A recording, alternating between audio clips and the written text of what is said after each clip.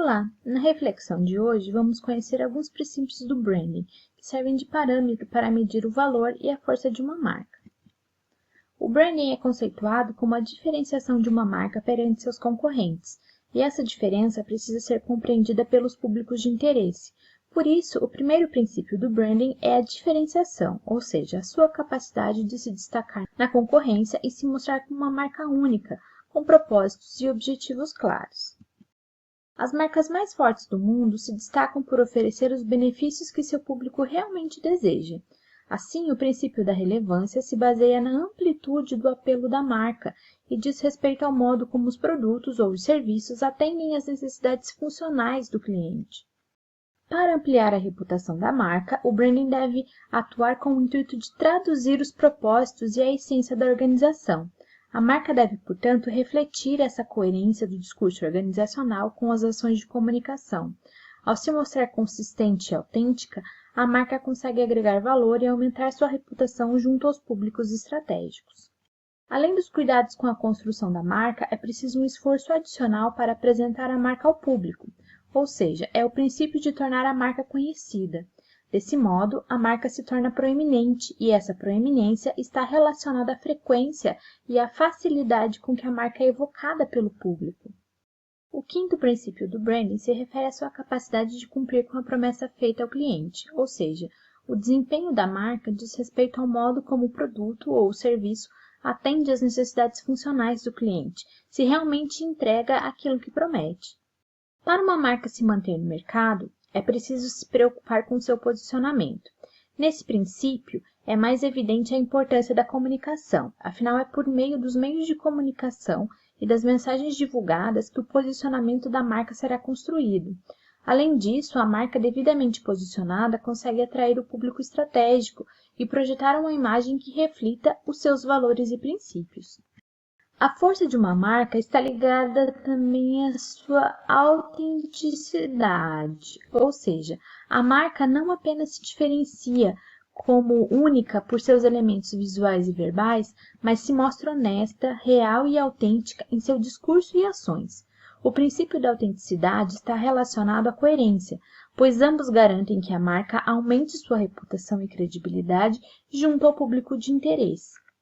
A ressonância se caracteriza pela intensidade e profundidade do vínculo estabelecido entre a marca e o público, bem como o nível de atividade gerado por essa fidelidade. Portanto, o princípio da ressonância se refere à natureza do relacionamento que os públicos possuem com a marca e avalia até que ponto eles se sentem em sincronia com ela. A ressonância é o princípio mais forte para medir o valor de uma marca. Assim, os esforços de branding devem buscar ampliar a ressonância da marca. E não basta criar a marca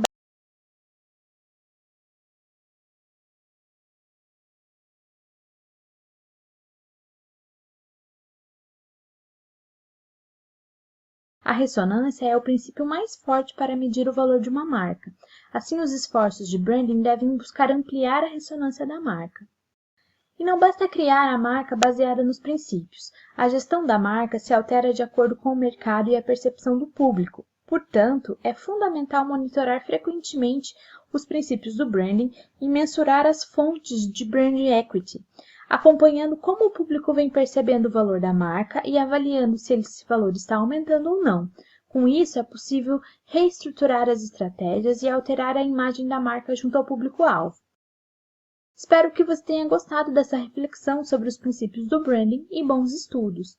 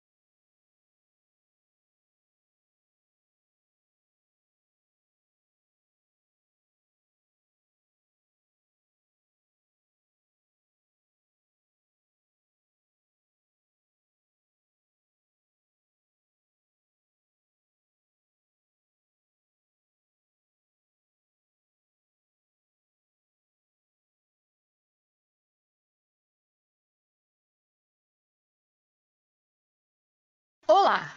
Vamos compreender como aumentar a força de sua marca? Pois bem, vimos que em alguns estudos sobre marca, sobre identidade de marca, que muitas vezes a empresa ela se confronta com diversos aspectos que podem atrapalhar nessa identificação, nessa criação de marca, como aspectos de tecnologia, que são muito pujantes na atualidade, concorrência, economia, perfil do consumidor e aspectos sociais. Porém, é importante que a empresa, quando ela está montando a sua estratégia de identidade de marca, criando essa força de marca, ela não pode pensar apenas no seu cliente, no seu consumidor final. Ela precisa, sim, estar atenta a toda essa rede de pessoas, de stakeholders de forma geral, que podem interferir nesse processo. Portanto, vão aí algumas dicas de como melhorar essa força de identidade de marca. Primeiro, ter uma identidade visual sólida. É muito importante que a empresa ela construa esses símbolos, esse logo, esse slogan, essa força através de uma identificação que cria aspectos racionais e aspectos emocionais com o seu cliente, é diretamente com o seu público, né? Criar uma estratégia online também é super importante. Atualmente, com tantas tecnologias e internet, é muito importante que a empresa esteja onde o cliente está. Redes sociais e outras formas de comunicação, a empresa precisa estar se comunicando com seus clientes através dessa sua força de marca também. Treinar a equipe de atendimento. É muito importante, podem ser outros tipos de equipe, é claro, se não for o caso de vendas ou outro formato, mas que a empresa consiga treinar de forma que a equipe entenda sua missão, sua visão, seus valores e passe os valores e a personalidade da marca através da sua comunicação com os clientes e internamente também. Investir em responsabilidade social, outro aspecto extremamente importante que faz bastante diferença, porque a empresa hoje, as empresas estão muito ligadas a questões sociais, a questões de sustentabilidade, de envolvimento com o público, que possam criar, engajar, não apenas pelo valor de marca, mas por construções que mostrem para os clientes que a empresa se importa com N aspectos relacionados ao ambiente e a todos os outros fatores. Expandir a rede, outro aspecto importante, né? Precisa entender sempre que existe um network, que existe uma rede de colaborações e a empresa precisa fazer com que a sua marca ela cresça e se fortaleça por meio dessa rede também. E, por fim, criar um bom ambiente de trabalho. Então, nada mais justo do que, antes de satisfazer o seu público final, conseguir satisfazer o seu público interno. Seus funcionários precisam entender o seu valor de marca, a sua força de marca, porque assim, fortalecidos, eles conseguem melhorar o desempenho da empresa e a força da empresa também. É isso neste vídeo e até breve.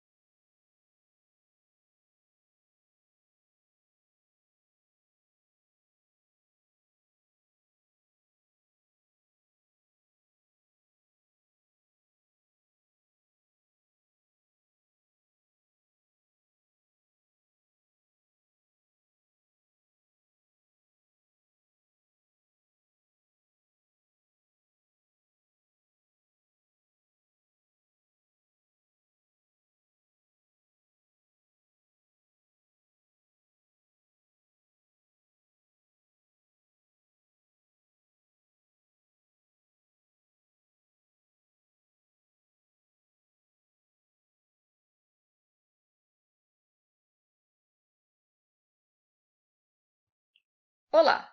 Vamos estudar um pouco sobre o storytelling como o auxílio de marca. O storytelling é uma técnica muito interessante que vem sendo usada por grandes empresas e agora também por pequenas empresas, como uma arte de contar histórias de uma forma muito bem estruturada, de modo que o cliente crie cognições com a empresa, gere aspectos emocionais que vão proporcionar maior engajamento e valor de marca. Isso tanto para produtos quanto para serviços. Então, o storytelling é uma técnica muito antiga, mas que estrategicamente vem sendo utilizado nas empresas para gerar esse engajamento e esse maior valor.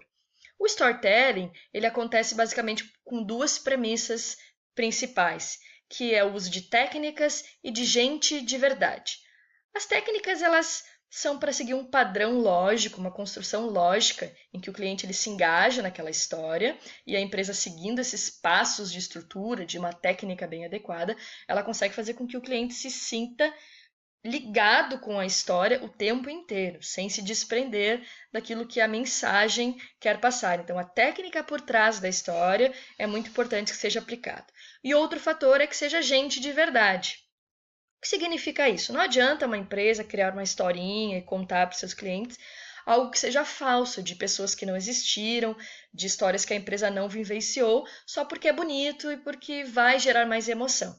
Isso é ruim porque no momento que o cliente ele descobre a verdade, ele gera um efeito contrário que pode ser muito mais difícil de consertar. Então a história precisa ter gente de verdade, as emoções engajadas nessa história precisam contar coisas, precisam contar aspectos que a empresa realmente tenha passado. Isso é que gera a emoção e a empatia do cliente. O arco da história, então, é a forma como se desenvolve, né, a storytelling. Essa técnica ela é composta por três atos, basicamente. Ato 1, ato 2 e ato 3, onde no ato 1 existe a apresentação, no ato 2 o confronto e no ato 3 a resolução. Nesse linear, né, da história vão acontecendo informações e o cliente vai se prendendo com essa história, vai se engajando. E os pontos de virada são aqueles momentos em que algo muito diferente acontece e muda a história da empresa, muda algo muito importante e gera esses vínculos emocionais então com o cliente. E duas empresas que executam muito bem essas técnicas são a Apple e a Nike. A Apple tem esse engajamento do cliente por marca que o cliente lhe confia, ele acredita na história, e a Nike também, onde as pessoas querem parecer os atletas, tentam se engajar muito na história da Nike, da marca, devido às histórias que a Nike conta. Então são dois bons exemplos de empresas que usam o storytelling para engajar através do valor do design de marca.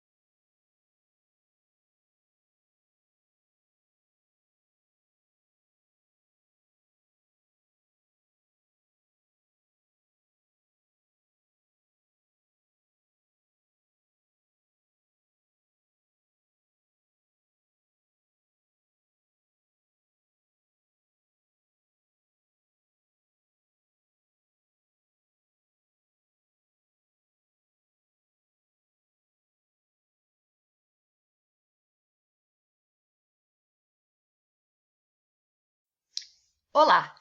Vamos estudar sobre o mapa da empatia como ferramenta auxiliar no Design Thinking. Quando estudamos Design Thinking, percebemos que os diferentes modelos apresentados por diferentes autores se constituem de alguns processos para que o Design Thinking aconteça. Dentro desses processos, existem algumas subferramentas que auxiliam a empresa, os pesquisadores, as pessoas, enfim, que estão aplicando o Design Thinking, a direcionar melhor essas estratégias e ir mais diretamente realmente aos pontos que são importantes para a empresa. Então, diversas são essas ferramentas, e uma delas é o mapa da empatia. E o mapa da empatia ajuda principalmente quando a empresa está naquela etapa lá que alguns autores defendem, que é da criação da persona. Lembrando, né, que a criação dessa persona é quando a empresa ela cria um personagem fictício e dá características para essa pessoa, sendo que essas características elas precisam estar alinhadas com o usuário principal, aquele que a empresa quer atingir, que ela quer vender mais, que ela quer cativar, que ela quer engajar dentro do processo dela de vendas, de produtos ou serviços. Então, esse cliente ele tem que ser fictício, ele tem que ser a imagem e semelhança daquele cliente que a empresa realmente quer atingir. Nesse sentido, o mapa da empatia ele ajuda, né, ele traz perguntas e respostas para que a empresa monte uma informação completa para realmente criar uma persona com bastante qualidade e assertividade. Então, primeiramente, né, lembrando que a empatia, então, é aquela defendida pela área da psicologia, é aquela possibilidade da gente se colocar no lugar do outro, não apenas no sentido de tentar entender, né, apenas o que a pessoa pensa, mas uma questão muito racional junto com o emocional, de realmente entender o que aquela pessoa está pensando e o que ela está sentindo. Não é apenas achar que você entende o cliente, mas se colocar no lugar dele e pensar como ele. Tá? E a gente sabe que muitas vezes o cliente ele passa de um ponto de insatisfação para satisfação muito rápido e o contrário também acontece. Então, o mapa ele ajuda a entender o que oscila desse ponto positivo que o cliente já está para um ponto negativo. Né? Então, o mapa da empatia é essa ferramenta aqui. Né? Ela tem algumas etapas aí, como você pode ver, né? E elas são sempre preenchidas com o uso, né? É legal que seja preenchido com o uso de post-its. Então, você tem que posicionar esse cliente, dar características para ele, e você pode começar a responder essas perguntas que estão aparecendo aí na tela. Né? O que essa pessoa ela pensa e ela sente, né? Quais são as principais preocupações que ela tem? Aí depois o que ela escuta? O que as pessoas estão dizendo sobre aquilo, né, para ela? Depois o que ela vê no ambiente, enfim, o que o mercado está oferecendo efetivamente? O que ela fala e faz, então qual é a atitude dela, aparência, comportamento com os outros, como é que ela se engaja, como é que ela se envolve, quais são as suas dores, os medos e as frustrações, os obstáculos que aquela pessoa tem e os ganhos, o que ela deseja, necessidade, formas, né, de medir sucessos e os obstáculos. Todas as informações juntas, cada quadrantezinho desse é preenchido com quantos post-its forem necessários e ajudam a formar algo como esse aqui, ó, que é um modelo que alguém criou, desenvolveu, né, essa mentalidade e caracterizou uma persona exata, usando então esse mapa da empatia, que é uma ferramenta bem importante e ajuda sobremaneira no Design Thinking. Até a próxima, tchau, tchau!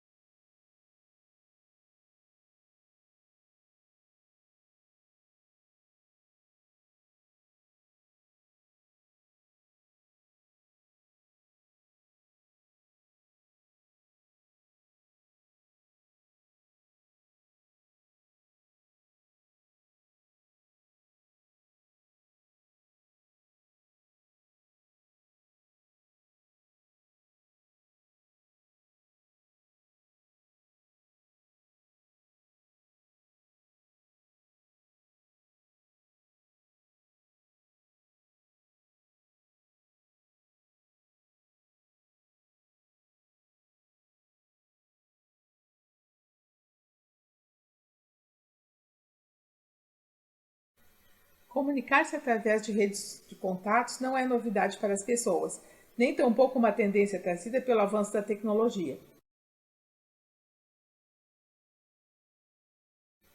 As relações deixaram de ser apenas pessoais para se tornarem também digitais, funcionando como uma extensão da vida física. Tal fenômeno é possível graças às redes sociais, plataformas digitais onde as pessoas se conectam e trocam os mais diversos tipos de informações. De olho nessas conexões, as marcas vêm percebendo nas redes sociais uma oportunidade de interagirem com as pessoas, em uma relação mais próxima e transparente que ajuda a alavancar os negócios. Assim como acontece nas mídias tradicionais, cada rede social tem seu público e suas especificidades, o que faz com que os conteúdos publicados em cada uma delas sejam diferentes. Quais são as principais redes e como usá-las? O Facebook tem 1,5 bilhão de usuários que passam a maior parte do seu tempo conectados. Por isso, torna-se essencial a qualquer estratégia digital. É a que oferece mais possibilidades, permitindo publicar textos, fotos, vídeos e aplicativos interativos, que servem para aproximar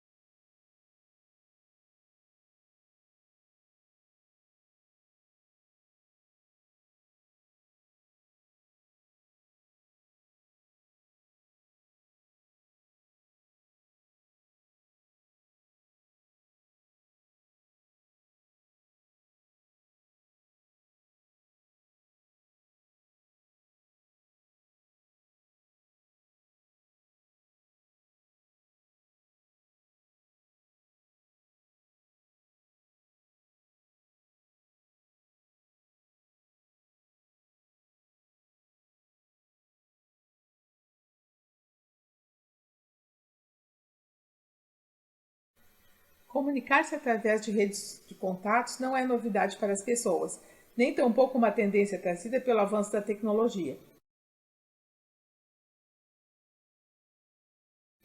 As relações deixaram de ser apenas pessoais para se tornarem também digitais, funcionando como uma extensão da vida física. Tal fenômeno é possível graças às redes sociais, plataformas digitais onde as pessoas se conectam e trocam os mais diversos tipos de informações. De olho nessas conexões, as marcas vêm percebendo nas redes sociais uma oportunidade de interagirem com as pessoas, em uma relação mais próxima e transparente que ajuda a alavancar os negócios. Assim como acontece nas mídias tradicionais, cada rede social tem seu público e suas especificidades, o que faz com que os conteúdos publicados em cada uma delas sejam diferentes. Quais são as principais redes e como usá-las? O Facebook tem 1,5 bilhão de usuários que passam a maior parte do seu tempo conectados, por isso torna-se essencial a qualquer estratégia digital. É a que oferece mais possibilidades, permitindo publicar textos, fotos, vídeos e aplicativos interativos, que servem para aproximar a marca e o público. Twitter. Os 140 caracteres dessa rede social, aliados à facilidade de conversa e de disseminação dos conteúdos, fazem com que o Twitter seja muito utilizado pelo público jovem, através de celulares e tablets. Saber essas informações é essencial na hora de bolar sua estratégia. É uma rede que permite republicações. Os conteúdos podem ser postados mais de uma vez, para que os diferentes públicos tenham acesso a ele em horários distintos do dia. O Instagram. Sabe-se que uma imagem vale mais que 1000 palavras. No Instagram não é diferente. Por isso, ao adentrar nessa rede social, é necessário fazer um investimento em produção de fotos de qualidade para que sua marca gere desejo nos consumidores em segui-lo. LinkedIn é uma rede onde marcas e profissionais discutem carreira, mercado, tendências, além de mostrarem suas habilidades profissionais com o objetivo de conseguirem novos empregos, parcerias, investimentos ou clientes. Em relação ao conteúdo, o ideal é apostar em posts, tal qual em um blog corporativo, contando novidades sobre a empresa e construindo opiniões e dicas sobre a área de atuação. Pinterest. Se pensarmos nas conexões entre pessoas, o Pinterest à primeira vista pode parecer uma rede social pouco relevante. Seus painéis, que funcionam como agregadores de imagens separados por temas, são criados pelos próprios usuários. Porém, com o auxílio de imagens inspiradoras, qualquer marca consegue se posicionar dentro da rede.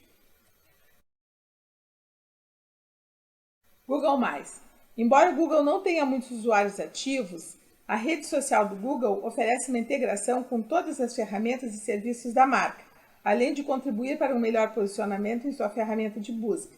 Por isso é importante incluí-la sempre que possível em sua estratégia. Antes de decidir em quais as redes sociais a sua marca irá atuar, é importante conhecer o público-alvo, bem como os seus interesses online.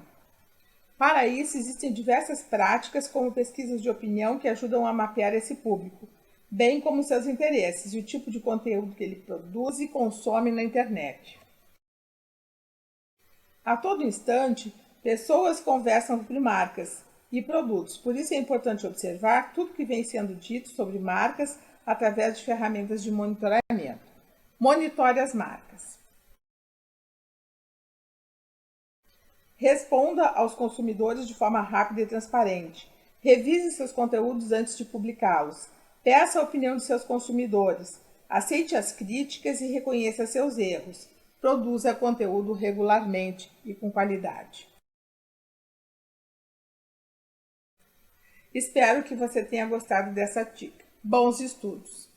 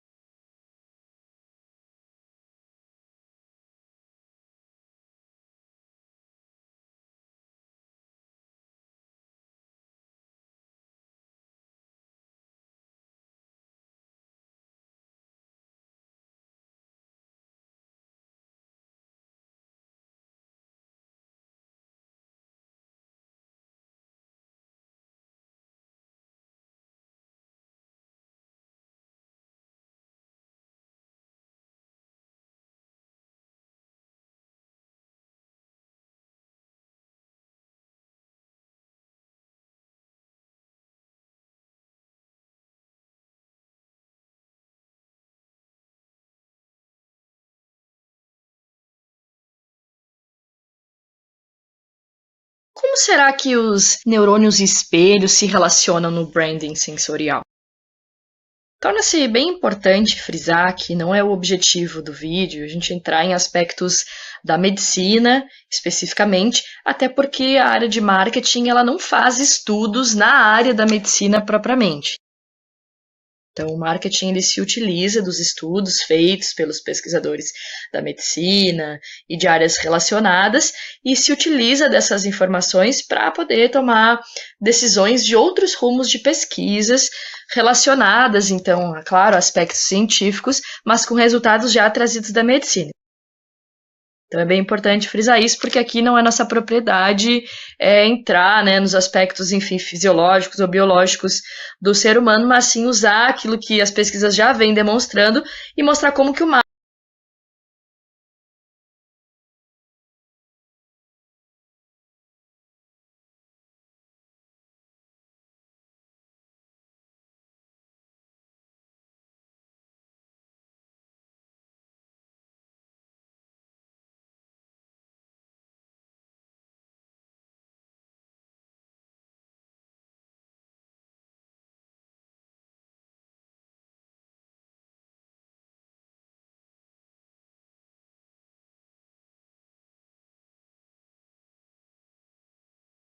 marketing se utiliza dessas informações.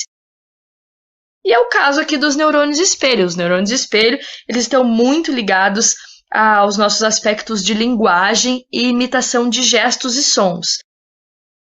A gente sabe, né, segundo aí a medicina, que os neurônios eles não estão presentes só no nosso cérebro, eles percorrem todo o nosso corpo em todas as extensões devido às suas ramificações nervosas, coluna e tudo mais, então, né, os nervos ali dentro de tudo tá correndo aí esses neurônios que têm substâncias, enfim, que se conectam um no outro. Isso basicamente é o que a gente pode mencionar. E dentro, então, desse fluxo de neurônios, tem algumas áreas mais relacionadas à linguagem e à imitação de gestos e sons. E os neurônios espelho, especificamente, eles têm uma característica de imitação de comportamento, por isso são chamados assim. O que significa isso? Quando a gente vê alguma coisa, né, a nossa visão ou a nossa audição no mundo externo, né, não biológico, mas a gente percebe algumas coisas assim, percebe ou vê propriamente, os neurônios eles imitam aquele comportamento e a gente tem sensações iguais, como se a gente estivesse vivendo aquilo que a gente está vendo. Para deixar isso mais claro, vamos a alguns exemplos. Se eu falo para você, imagina você chupando esse limão aqui que está aparecendo na tela. Você pega esse limão e chupa ele de uma vez só, assim, na sua boca. Normalmente, as pessoas, quando pensam isso, elas imaginam a acidez do limão e elas têm aquela repulsa, aquela agonia de lembrar do gosto azedo do limão. Isso é um comportamento que acontece com a gente por influência do neurônio espelho. Imagina agora a sua coluna vertebral e você está ali recebendo uma injeção na sua coluna, ele vai fazer uma punção, uma anestesia peridural e você recebe uma injeção bem ali, ó, no meio do ossinho da coluna. Imagina você agora recebendo essa injeção no meio da sua coluna. Essa é outra sensação que você consegue, a maioria das pessoas consegue sentir, né? Dá aquele arrepio, aquele calafrio assim nas costas, porque você consegue sentir essa sensação. E isso também é os neurônios espelho que permitem, né, que a gente sinta isso. Então, por que é importante a gente saber isso? Porque nas estratégias de branding, a gente se utiliza de todos os estímulos, né, dos 5 sentidos, e eles vão, em um momento ou em outro, estimular esses neurônios espelhos. Por isso que é muito importante que as estratégias das empresas sejam bem assertivas nesse ponto, para que o estímulo ele seja correto e não gere uma repulsa ou um sentimento contrário aí na percepção do consumidor.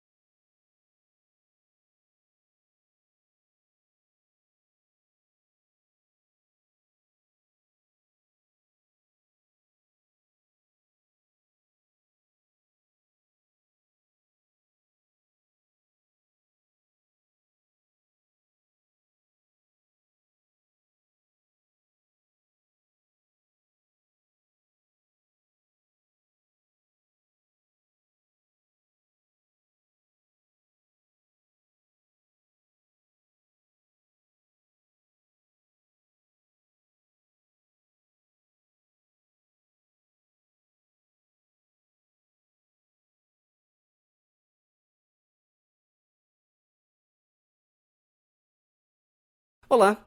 Nesta dica do professor, você irá conhecer o conceito de fusão de empresas. Para compreender este conceito, você deve entender os riscos e benefícios de uma fusão de empresas. Também precisa saber os cuidados que devem ser tomados antes, durante e depois do processo. A fusão é a união de duas ou mais empresas em uma nova organização. Ela conta com um esforço coordenado para que os objetivos buscados no processo sejam alcançados o mais rapidamente possível.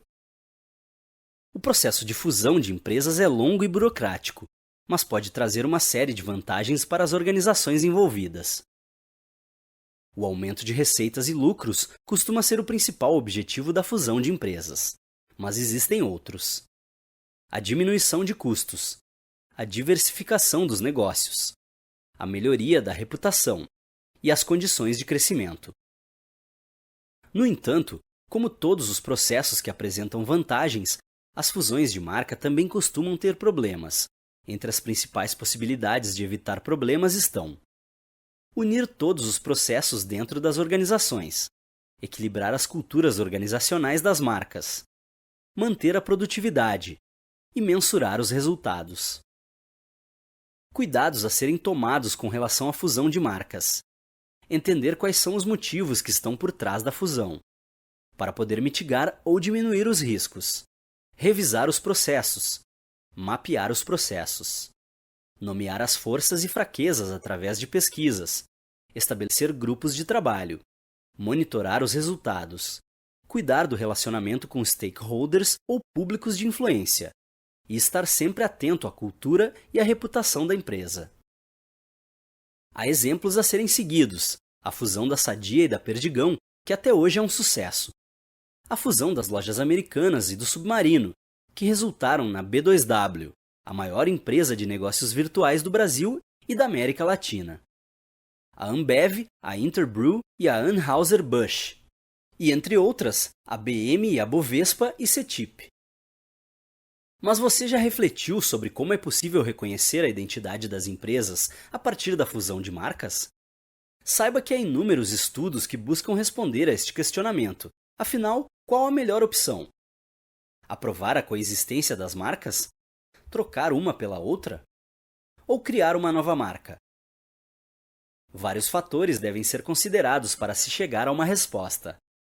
Do ponto de vista do branding, 4 situações principais podem advir do trato da marca em operações fusão e aquisição. A. A marca A sobrepõe-se à marca B. B. As duas marcas passam a coexistir e os dois nomes são associados, A e B. C. As marcas continuam coexistindo, A e B. Ou D. Cria-se uma marca totalmente nova. Veja agora um exemplo de fusão em que a marca A se sobrepôs à marca B. No caso da gigantesca fusão do Itaú com o Unibanco, a marca de maior reconhecimento, Itaú, absorveu a marca Unibanco. Mas lembre-se que essa mudança exige uma estratégia muito bem planejada e administrada, pois se trata de um contexto delicado. Bons estudos!